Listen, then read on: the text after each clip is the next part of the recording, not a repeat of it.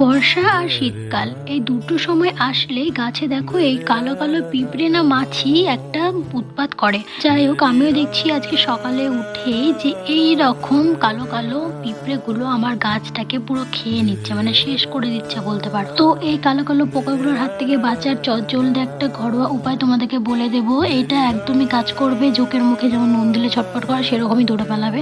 দেখেছো গোড়ায় কেমন মাটি তুলেছে, মানে কিছু বলার নেই, গাছগুলোকে একদম গোড়া থেকে শেষ করার প্ল্যান। তো শীতকালীন সময় কম বেশি সকলের বাড়িতে এরকম কমলা লেবু খাওয়া হয়। তো কমলা লেবু খাওয়ার পর যে খোসাটা আমরা ফেলে দিই, সেটা ফেলে না দিয়ে আমরা কাজে লাগাতে পারি, কারণ লেবুর যে একটা গন্ধ থাকে সেটা পিঁপড়েরা নিতে পারে না, যার কারণে পালিয়ে যায়। তো দেখো দেখো পিঁপড়েরা দৌড়ছে, দেখেছো গন্ধতে আমি একমাত্র কেবলই দিতে শুরু করেছি তার মধ্যে পিঁপড়ে দৌড়ছে।